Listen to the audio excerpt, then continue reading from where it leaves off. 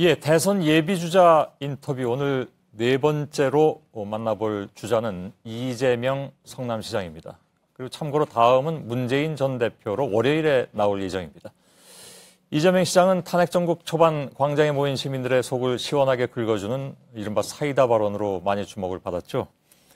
근데 요즘은 조금 말의 강도가 약해졌다 이런 얘기도 들리고 있습니다. 너무 뭐랄까요, 그 강한 발언이 약이 되기도 하지만 독이 되기도 한다 이런 판단을 하신 것 같은데 아무튼 오늘 어떤 말씀을 하실지도 궁금해지기도 합니다.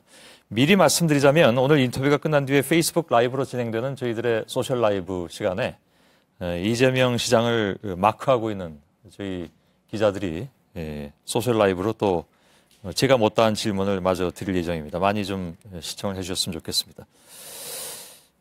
신년 토론 때 만나고 네. 거의 2달 다 돼서 지금 그렇습니다. 됐습니다. 그때는 전원책 변호사하고 설전을 좀 벌이셔서 네. 뭐 화제가 되기도 했습니다. 제가 도움이 많이 됐습니다. 왜 도움이 됐습니까? 정치인들은 어떤 이유로든 가급적이면 이제 언론에 많이 노출되는 게 좋은데 예. 우리 전 변호사께서 저를 많이 도와주셔가지고 제가 며칠 동안 예. 언론 해자가 됐습니다. 설전에서 뵈니까 그때도 그렇게 사이는 안 좋으신 것 같더군요. 저는 좋은데 그분이 별로. 그런가요? 네. 예. 네. 제가 보니까요. 네. 여기 들어오시기 전에 페이스북인가요? 아니면 네. 거기에 그 지지자들로부터 네. 제가 무슨 질문을 할지 예상 질문을 받으셨던데 맞습니다. 많이 나왔습니다. 그런가요? 네. 알겠습니다. 그러면 그 받으신 질문 가운데 꼭 답변하고 싶은 질문이 있었다면 저한테 주시죠. 제가 질문해드리겠습니다. 포퓰리즘 질문할 거다 이런 얘기 했었습니다. 포퓰리즘이요? 네. 저는 그걸 질문할 생각은 없었는데. 그렇습니까? 뭐 아무튼 네. 알겠습니다. 참고해 주십시오. 예. 그 바로 답변해 주시죠, 뭐. 저한테 이제 표를 얻기 위해서 이제 예. 복지 정책을 지나치게 많이 하고 예를 들면 국민들한테 현금을 지급하려고 하는 게 결국은 표를 얻기 위한 포퓰리즘이다. 그 시정을 하실 때도 마찬가지로 그런 비난을 많이 받으셨습니다. 그렇습니다. 예. 그런데 저는 국민의 복지를 확대하는 것은 헌법 34조에 정한 국가의 의무고 예. 또 국민의 권리다. 공짜가 아니죠. 그리고 특히 국가가 예를 들면 국민이 낸 세금으로 안전보장, 질서유지 이런 데 필요한 데 먼저 쓰되 예. 적게 쓰고 어차피 쓰는 돈으로 국민의 삶을 개선할 수 있다면 그게 바람직한 거죠. 그건 뭐 늘 그건 정답일 수밖에 없는 네. 것이긴 하나 그에 따른 질문은 또 뭐 네. 물론 예상을 하고 계시겠죠. 네. 재원 문제인데 네. 성남시에서 하시던 그런 규모하고 전국으로 갔을 때 상황은 좀 달라지지 않겠느냐. 그럼 뭐 그러면 그렇게 복지에 쓸 돈을 주로 국방비라든가 이런 쪽에서 조금 더 줄일 수 있다는 말씀이신가요? 필수 비용 영역은 좀 줄이기가 어렵고 예. 이제 현재 정부 400조 예산 중에 예. 소위 완전 자유재량 지출이 가능한 거 그게 지금 142조 정도로 계산돼 있습니다. 예. 그 중에서 이제 일부를 용도를 좀 전환하면 가능하죠. 예. 예를 들면 저희가 28조 원을 뭐 청년, 노인, 장애인, 농어민 등에게 취약계층이니까 연 예. 100만 원의 기본소득을 지급하되 이거를 해당 지역에서만 쓸 수 있는 상품권을 지급하면 예. 자영업자도 살고 경제도 살겠죠. 알겠습니다. 근데 이 28조는 매년 증가하는 국가 예산 한 15, 16조에다가 기존 예산이 한 3, 4% 정도면 충분히 마련할 수가 있습니다. 예. 그 부분은 나중에 정책 토론할 때 좀 더 검증을 해보도록 네. 하겠습니다.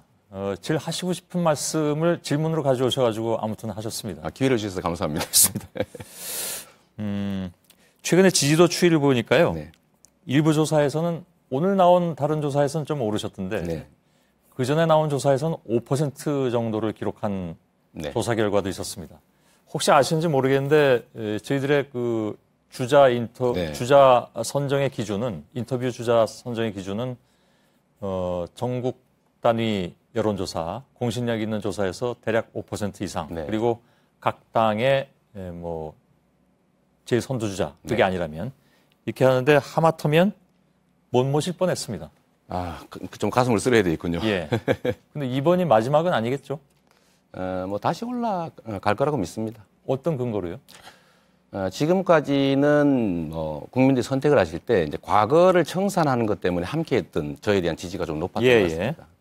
그런데 이제는 이제 미래를 준비해야 될 때가 됐으니까 예. 비전과 정책의 실현 가능성 뭐 이런 것들을 좀 보고 국가 지도자로서 합당하냐를 보게 될 텐데 예.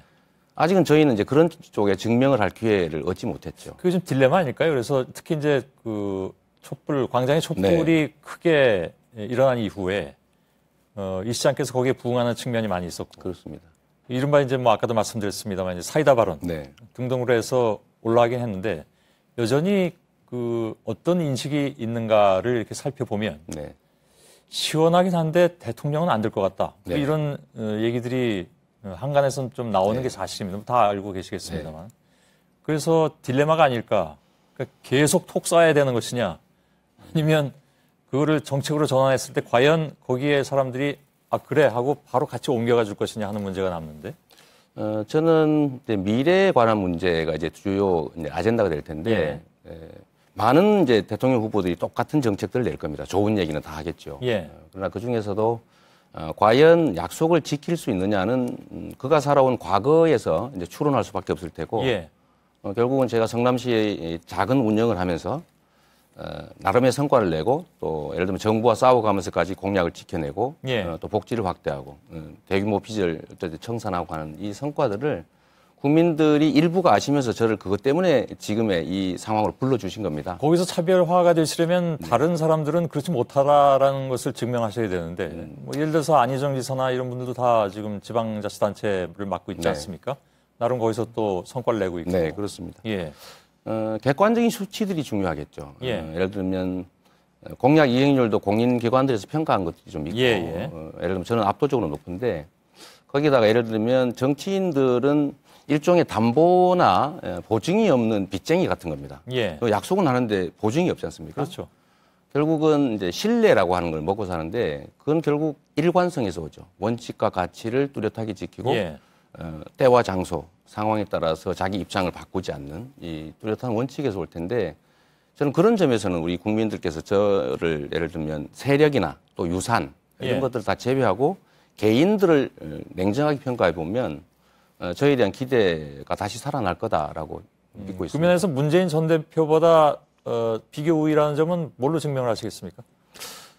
저는 뭐 제일 크게 본다면 역시 어쨌든 공직을 지내신 분이시니까 약속을 하고 공직을 지내셨는데 저는 첫 번째 차이는 역시 공약 이행률일 것 같고 두 번째로는 우리 사회 가장 문제의 근원이라고 할 수 있는 공약 이행률은 대한 바로 비교가 안 되는 거 아니겠습니까? 아닙니다. 그건 매니페스토 본부가 공식적으로 다 통계를 내고 있습니다.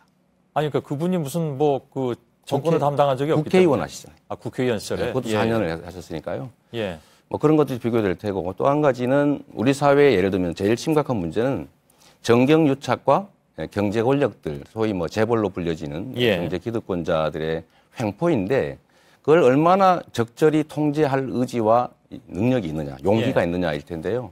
그 점에서는 저는 확연하게 비교될 거라고 봅니다. 그건 뭐 유권자들이 판단을 하겠죠.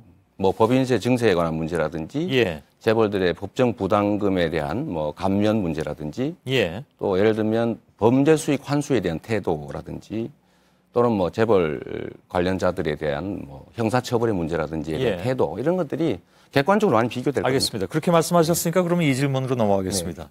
현안이기도 합니다. 좀 아까도 보도를 해드렸는데 대통령 하야설이 지금 청와대에서 뭐 근거 없다고 얘기하고 있는데 여권에서 계속 나오고 있습니다.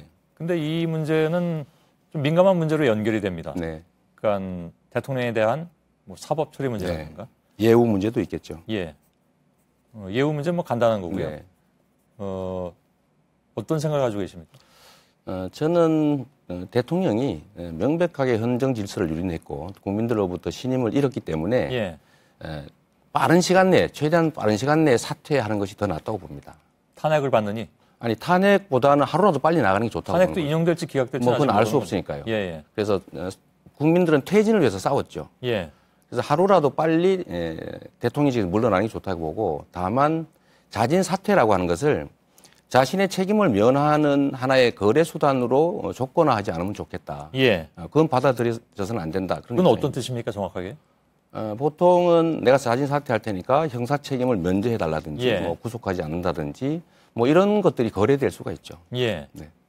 그러나 그것은 그러면 받아들일 수 없다. 저는 받아들이면 안 된다고 생각하는 거죠.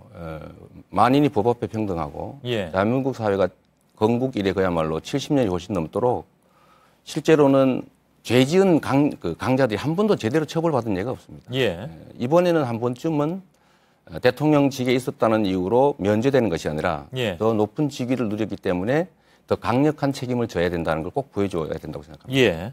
그러면 탄핵 뭐 기각될지 인용될지 모르겠으나 네. 그 결론을 보기 전에 자진하야하는 것이 맞다. 하루라도 빨리. 예. 국민들의 원래 요구는 퇴진이었죠. 다만 그 퇴진이 자의로 잘 안 되니까 탄핵을 하라고 우회했던 거죠. 예. 그건 맞습니다. 근데 물론 그게 이제 모든 국민의 뜻이냐 그건 아닐 수도 있습니다. 아시는 것처럼. 물론 그렇습니다. 예, 예. 그러면서 동시에 사법 처리도 돼야 된다 이런 입장이신 것 같은데. 네. 현실론을 얘기하는 사람들 중엔 이런 얘기를 하는 사람들도 있습니다. 그러니까 실제로 네. 박근혜 대통령이 사법 처리되는 모습을 보일 때 네. 그것이 과연 뭐 대선에 나서고 있는 야권의 주자들한테 유리하겠느냐. 이건 뭐 꼭 네. 정치공학적으로 접근할 문제는 아닐 수도 있겠습니다만은. 저는 구속되는 현장을 국민들이 보게 되면 아마 야권에는 매우 불리해질 겁니다. 예. 보수가 대단결하게 된 계기가 될 가능성이 높습니다. 그러나 그건 정치적 이해득실에 가는 것이고 예. 중요한 거는 죄 지은 자는 처벌받는다. 나쁜 짓을 하면 혼난다라고 하는 아주 기초적 상식을 우리가 한 번은 꼭 정립을 해야 됩니다. 예. 그런데 그런 정치적 이익 때문에 그 대원칙을 버린 것, 그런 것들이 이 나라를 사실 이렇게 혼란과 위기로 몰아왔기 때문에 조금 손해보더라도 예. 약간 위험하더라도 원칙으로 돌아가는 게 중요하다. 그렇게 생각합니다. 예.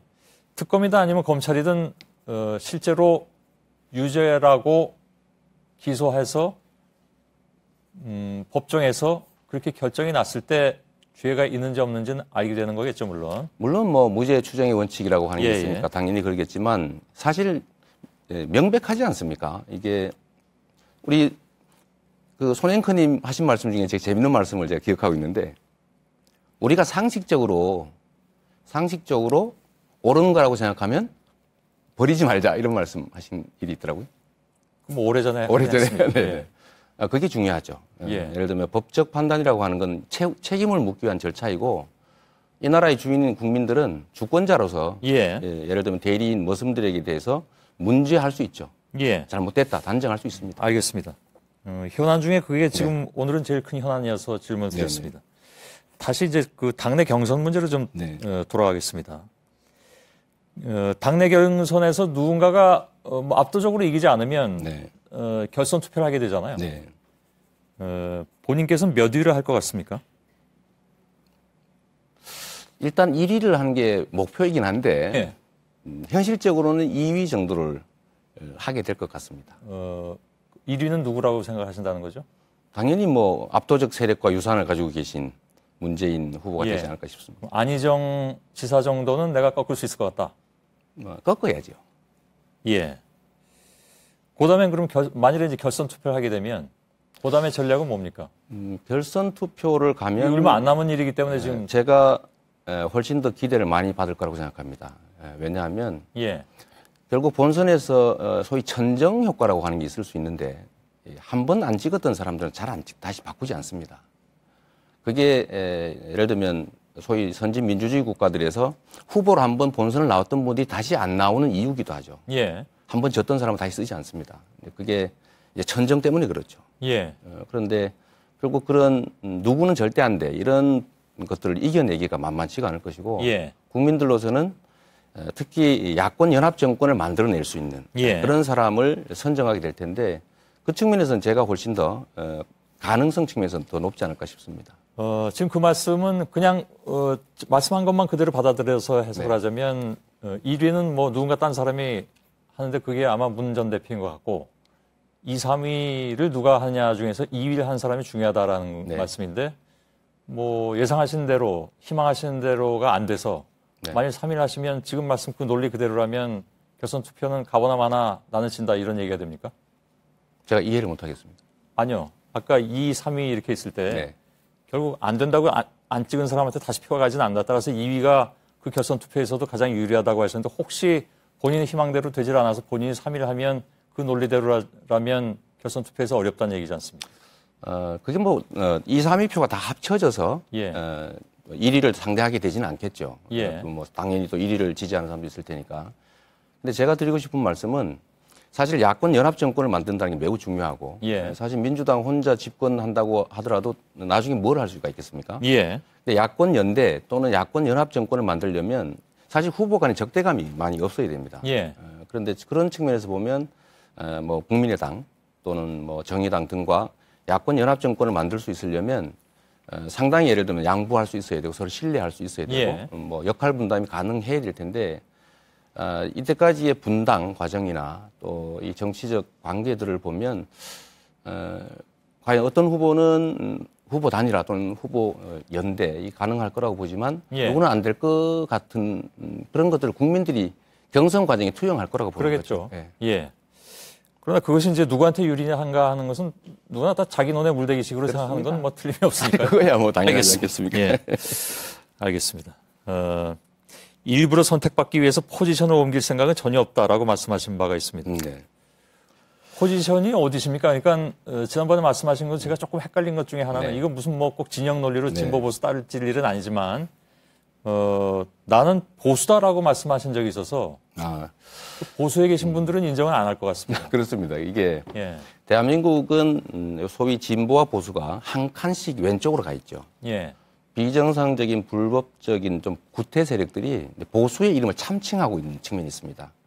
그리고 실제로는 보수 또는 중도라고 불리는 쪽이 실제로는 이제 현실에서는 예. 진보라고 분류되고 있는 거죠. 내놓으신 정책은 사실은 따지고 보면 우리나라 기준으로 보면 진보적 정책들이 많죠. 예, 예.